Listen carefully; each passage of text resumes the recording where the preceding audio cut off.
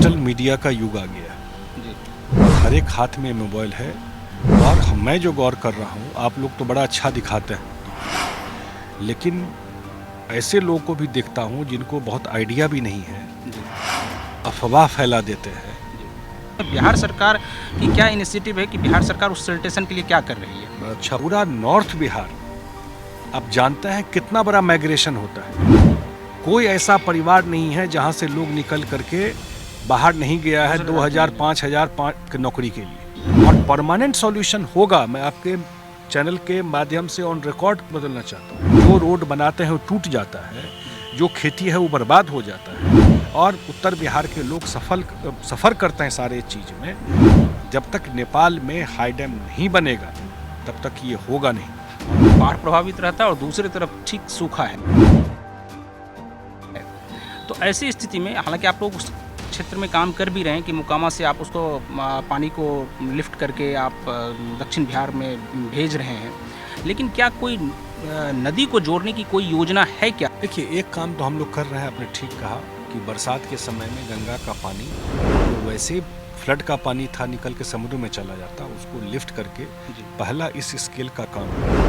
और मैं बता दूं, जब ये काम हम लोग शुरू कर रहे थे, जब मैं मंत्री बना उस समय मुख्यमंत्री जी ने कहा कि इसको टेकअप कीजिए, और इस काम शुरू, बहुत लोगों को विश्वास नहीं होता था कि ऐसा कुछ हो सकता है। नमस्कार, आप देख रहे हैं पंजाब केसरी टीवी और मैं हूं प्रवीण झा। इस वक्त हमारे साथ मौजूद हैं बिहार सरकार के जल संसाधन और सूचना एवं जनसंपर्क मंत्री संजय झा। सर, आपका बहुत बहुत स्वागत है। Thank you. सर, पहला सवाल, चूँकि आप जल संसाधन मंत्री पहले भी थे और अब भी हैं, तो उसी से है कि बिहार में खासकर जो उत्तरी बिहार है वहाँ बहुत ज़्यादा फ्लड का प्रकोप देखा जा रहा है, तो क्या उसके लिए सरकार क्या व्यवस्था कर रही है? देखिए, ये एक पार्ट तो ये है कि हमारा 4000 किलोमीटर का एम्बैंकमेंट जी। एक है एम्बैंकमेंट का प्रोटेक्ट करना, और एक है जो नॉन स्ट्रक्चरल मेजर्स है, जिसमें आपको अर्ली वार्निंग सिस्टम, नया टेक्नोलॉजी, मैथमेटिकल मॉडलिंग, सुपौल के बीरपुर में बन रहा है फिजिकल मॉडलिंग सेंटर, माने रिवर के को स्टडी करना। तो आजकल इतना टेक्नोलॉजी बदल गया है, वो टेक्नोलॉजी को यूज करके आप अलर्ट कर सकते हैं 2 दिन 3 दिन 4 दिन पहले, और वो बड़ा इफ़ेक्टिव काम हो रहा है। 90% आपको एक्यूरेसी के साथ काम हो रहा है। वो तो एक पार्ट है। जहाँ तक पानी और आने की बात है, तो आप जानते हैं कि पूरा नॉर्थ बिहार में, चाहे कोसी हो, चाहे कमला हो, चाहे बागमती हो, चाहे गंडक हो, जो भी इम्पोर्टेंट रिवर है, वो सारा रिवर आता है नेपाल से। और नेपाल से जब आता है तो वो सिल्ट लेके आता है, गाद लेके पानी आता है और ऊपर से नीचे आता है। तो नेपाल के साथ ट्रीटी है कि वहाँ बनना है हाई डैम 20-30 साल पहले से, लेकिन उसमें प्रोग्रेस बहुत नहीं हो रहा है वो सारी चीज़ें। हम लोग भारत सरकार से बात कर रहे हैं क्योंकि तो बायलैटरल इशू है 2 कंट्री के। नहीं, तो क्या आप लोग, चूँकि सरकार स्तर पर केंद्र सरकार पर कोई दबाव इस प्रकार का आप बना रहे हैं कि क्योंकि बिहार सबसे ज़्यादा प्रभावित है, तो कम से कम बिहार के जो उत्तरी बिहार में जो लोग प्रभावित रहते हैं, और ये एक साल नहीं, ऐसा नहीं कि एक बार है, ये सालों से होता आ रहा है इसी प्रकार से कि लगातार वो प्रभावित है, लेकिन इसके बावजूद ना तो बिहार सरकार की तरफ से और ना ही केंद्र सरकार की तरफ से इसके ऊपर ध्यान दिया गया। तो क्या आप लोग सरकार पर, केंद्र सरकार पर दबाव बनाएंगे? बिहार सरकार के तरफ से पूरा ध्यान दिया गया। मैं खुद, क्योंकि बिहार सरकार डायरेक्ट नेपाल सरकार से नहीं बात कर सकती है जी। ये 2 कंट्री के बीच की बात है जी। अगर ये करना होता तो हम लोग कल जाके बात करके इसको रिजॉल्व करें। और 2 कंट्री में, चाहे जल शक्ति मिनिस्ट्री हो, चाहे MEO, भारत सरकार का विदेश मंत्रालय हो, उनको इस चीज़ को इम्प्लीमेंट कराना है। पूरा नॉर्थ बिहार आप जानते हैं कितना बड़ा माइग्रेशन होता है। बिल्कुल।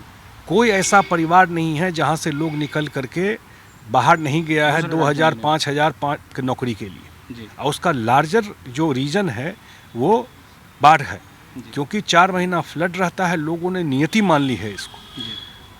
भारत सरकार को मैं ये नहीं कहता हूँ नहीं कर रही है, लेकिन सिंसियरिटी नहीं दिखाई पड़ रहा है। एक सिंसियर एफर्ट जो है वो नेपाल सरकार से बात करके और काम शुरू करने का, वो भारत सरकार को करना है।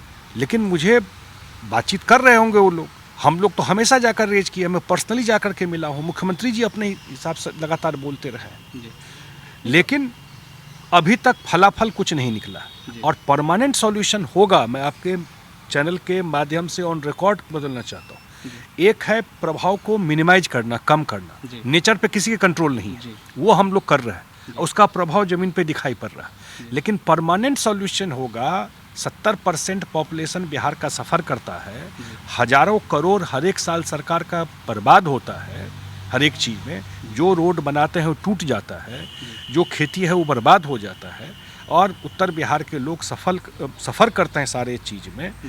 जब तक नेपाल में हाई डैम नहीं बनेगा तब तक ये होगा नहीं, और भारत सरकार मेरे ख्याल से वो उतना एफर्ट नहीं कर रही जो करना चाहिए। आप चूँकि सिल्टेशन की भी बात कर रहे थे, तो क्या सिल्टेशन को लेकर, क्योंकि बहुत ज़्यादा गाद हर नदी में लगभग जमा है, तो उसके लिए भी क्या बिहार सरकार के स्तर पर कोई कार्य हो रहा है? क्योंकि एक तो ये बहुत बड़ा काम है जिसको कि केंद्र सरकार के लेवल से करना चाहिए, लेकिन उसमें बिहार सरकार की क्या इनिशिएटिव है कि बिहार सरकार उस सिल्टेशन के लिए क्या कर रही है? बड़ा अच्छा प्रश्न पूछे आप। सिल्ट जो आ रहा है जी तो नदी का स्टोरेज कैपेसिटी कम हो रहा है, जी थोड़ा पानी में ओवरफ्लो कर जाता है। जी 2016 से नीतीश कुमार जी इस मांग को उठाते रहे, पूरा उन्होंने कॉन्फ्रेंस किया दिल्ली में, पटना में, सारे एक्सपर्ट आए, और सारे एक्सपर्ट का मत था कि नहीं, गाद निकालने का काम करवाना चाहिए, वो निकलेगा, स्टोरेज बढ़ेगा, तभी जान बच सकता है। जी अब आप ये समझिए कि जिस गंगा से पानी जाने में 2 से 3 दिन लगता था फरक्का में, जी अब 7 दिन लगता है। अब गंगा का डिसल्टेशन कौन करेगा, मुझे बताइए? नहीं तो क्या जो हम लोग तो रख रहे हैं, जी अब जल शक्ति मिनिस्ट्री से आया है, भाई हम तो रेज कर सकते हैं ना वो इशू, जी जा करके डिपार्टमेंट को दे सकते हैं सारी चीज़ जो है, हाँ, जी ले करके कि भाई ये प्रॉब्लम है, इसको रिजॉल्व कीजिए। तो लेकिन वहाँ से बहुत इनिशिएटिव होता नहीं है। अब जल शक्ति मिनिस्ट्री ने हम लोगों का ओपिनियन पूछा है इस पर, जी जो क्या करना चाहिए, आपका क्या सुझाव, हम लोगों ने सुझाव भेजा है जल शक्ति मिनिस्ट्री। अच्छा, एक इसी से संबंधित है, चूँकि एक तरफ बाढ़ प्रभावित रहता है और दूसरी तरफ ठीक सूखा है, तो ऐसी स्थिति में हालांकि आप लोग उस क्षेत्र में काम कर भी रहे हैं कि मोकामा से आप उसको पानी को लिफ्ट करके आप दक्षिण बिहार में भेज रहे हैं, लेकिन क्या कोई नदी को जोड़ने की कोई योजना है क्या, कि खास करके आपके बिहार के लेवल पर किसी नदी को जोड़ा जाएगा आने वाले समय में, जिससे कि कम से कम उत्तरी बिहार के पानी को लिफ्ट करके दक्षिणी बिहार में भेजा जाए? देखिए, एक काम तो हम लोग कर रहे हैं, आपने ठीक कहा कि बरसात के समय में गंगा का पानी जो वैसे फ्लड का पानी था निकल के समुद्र में चला जाता, उसको लिफ्ट करके जी पहला इस स्केल का काम हुआ। और मैं बता दूं, जब ये काम हम लोग शुरू कर रहे थे, जी जब मैं मंत्री बना उस समय मुख्यमंत्री जी ने कहा कि इसको टेकअप कीजिए, और इस काम शुरू, बहुत लोगों को विश्वास नहीं होता था कि ऐसा कुछ हो सकता है जी कि पानी लिफ्ट किए, पानी जा कर के पूरा राजगीर गया में पीने के पानी का संकट रहता है, टैंकर से पानी दिया जाता है। जी अब उस पानी को हम लोग फ्लड के समय में 4 महीना उठाएंगे, स्टोर करेंगे, ट्रीट करेंगे, और लगभग प्रोजेक्ट कंप्लीट है, मेरे ख्याल से 1-1.5 महीना में काम मैंने पानी देना शुरू कर देंगे हम। नहीं तो अभी आप लोग जहाँ तक दक्षिण बिहार में पानी को पहुँचाए हैं, सिर्फ वही जिला अभी तक रहेगा या कि और भी जिलों को इसमें जोड़ने की योजना है? अब ये हो जाए, पहले ये सक्सेसफुली पहुंच जाए, तब आगे फिर इस पर और विचार किया जा सकता है। जहाँ तक नदी जोड़ो योजना की बात है, उसमें मुख्यमंत्री जी का बहुत थ्रस्ट है, कुछ जगह हम लोगों ने शुरू किया है, उसमें टेक्निकली देखना पड़ेगा कि आप नदी के पानी को तभी डाइवर्ट कर सकते हैं ना, दूसरा नदी खाली हो। जी अगर दोनों भरा हुआ है तो कैसे आप लिंक कीजिएगा? बिल्कुल।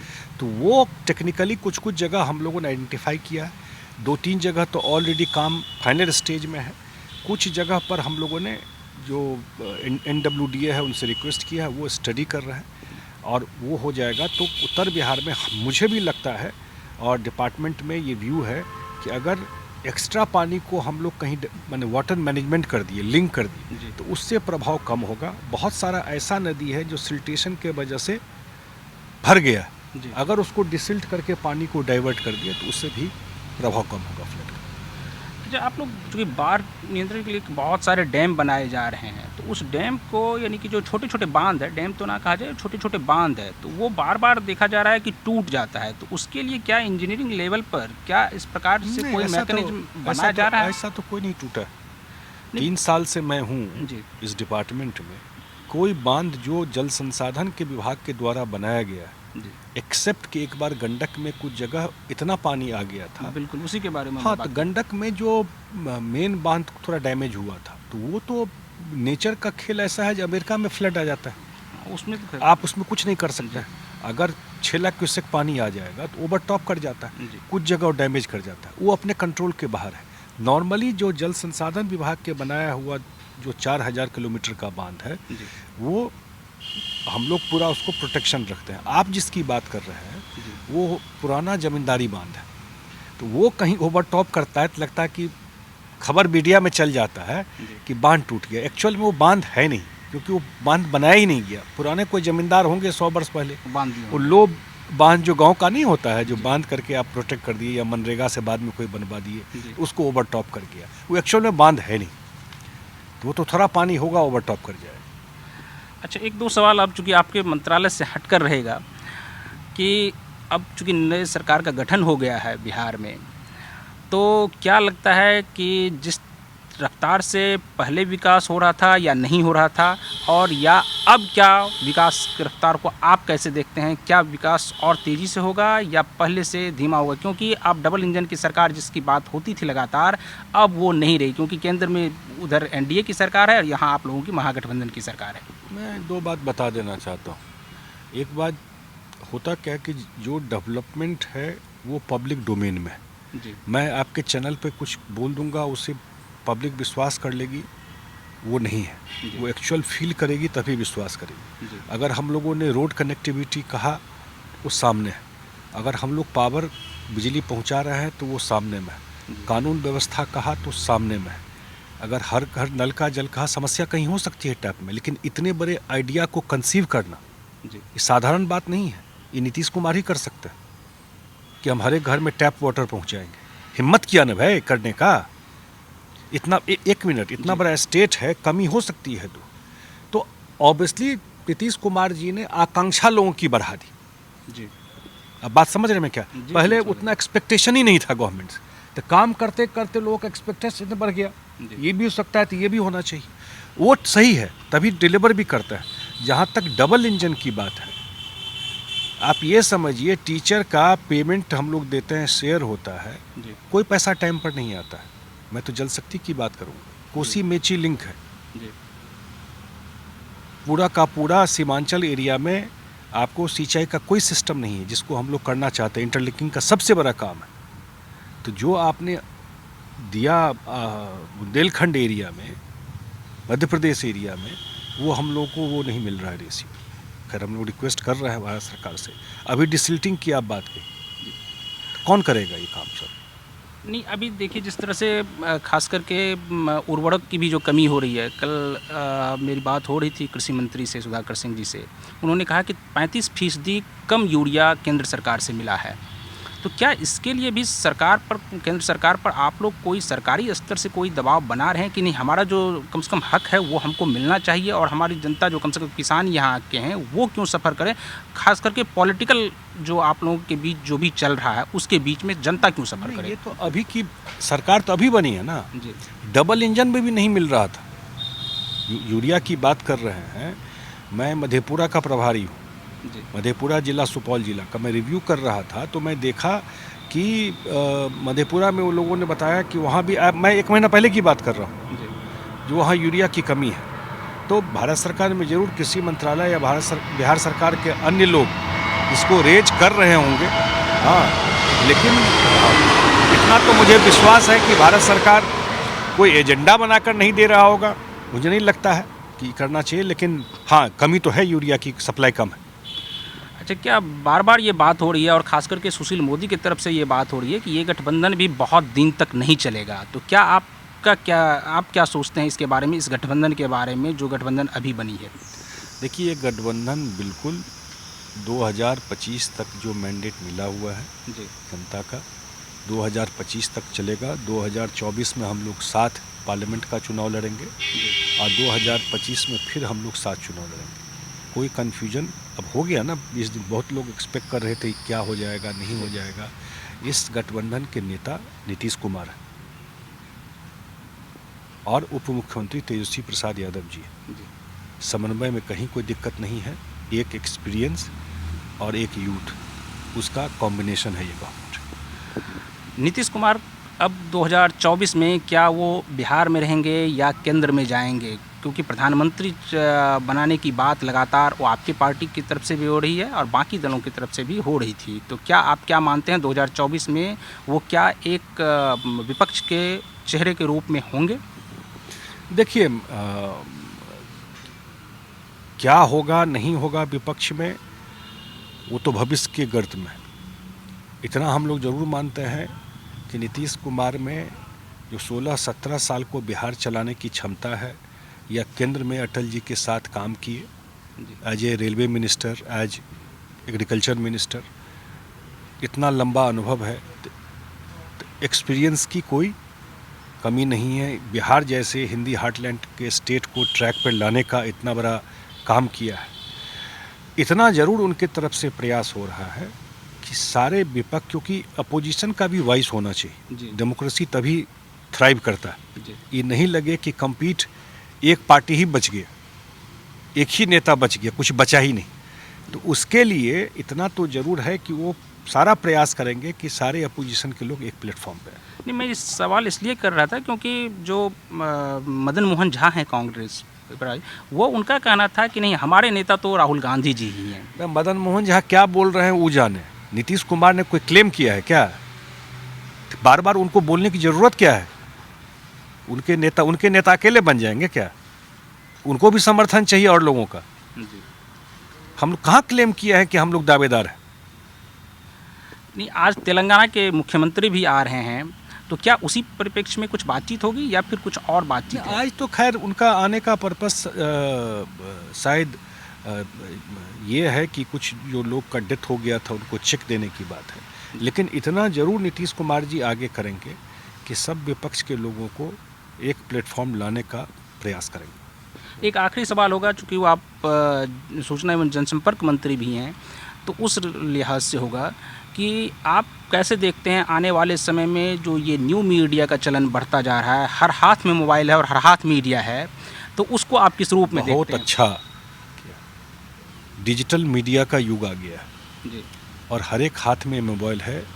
और मैं जो गौर कर रहा हूँ, आप लोग तो बड़ा अच्छा दिखाते हैं तो कुछ लोग, लेकिन ऐसे लोगों को भी देखता हूँ जिनको बहुत आइडिया भी नहीं है, अफवाह फैला देते हैं, ऐसा कन्फ्यूजन सोसाइटी में पड़ता है, झूठ का प्रचार कर देते हैं। खास करके डिजिटल में ये ज़्यादा देखने को। तो एक सेल्फ रेगुलेशन भी ज़रूरत है। तो अगर आप झूठ फैलाएंगे तो धीरे धीरे आप पर ट्रस्ट ख़त्म हो जाएगा। आप कुछ भी बोलेंगे तो लोगों को विश्वास होगा, पता नहीं ये फेक है कि सही है। तो इसलिए यही एक्सपेक्ट कर सकता है कि जो डिजिटल मीडिया में लोग हैं वो ज़रूर एक बार खुद भी सेल्फ रेगुलेशन अपना देखेंगे कि भाई ऐसी बात ना करें, क्योंकि उनके कुछ बोलने से, कुछ करने से लार्जर सोसाइटी को इम्पैक्ट करता है वो चीज़। तो उतना तो ज़रूर होना चाहिए। मुझे लगता है ज़रूर सरकार भी आगे कुछ ना कुछ इसको ले करके कोई कुछ ना कुछ रेगुलेशन के लिए कुछ न कुछ करेगी, क्योंकि प्रिंट मीडिया, इलेक्ट्रॉनिक मीडिया का तो मैं देखता हूँ कि ये चीज़ है। असाइड डिजिटल में भी शुरू हुआ है, लेकिन अकाउंटेबिलिटी ज़्यादा है, क्योंकि ये कोई मैं कभी कभी सोचता हूँ कि अगर जैसे इमरजेंसी लगा तो उस समय सेंसरशिप हो गया प्रेस पर, तो आज इमरजेंसी टाइप स्थिति हो जाए तो कैसे कोई सेंसरशिप कर सके? हर एक आदमी तो मोबाइल लेके घूम रहा है, कहाँ किसको सेंसर कर दीजिएगा आप? तो इसलिए हर एक आदमी जो घूम रहा है थोड़ा सा कॉशन जरूर रखना चाहिए। तो ये थे बिहार सरकार के जल संसाधन और सूचना एवं जनसंपर्क मंत्री। तो और बाकी खबरों के लिए जो भी और भी खबर है, हम आपको सबसे सटीक खबर दिखाते हैं, इसलिए आप देखते रहिए पंजाब केसरी टीवी और मुझे दीजिए अनुमति। नमस्कार।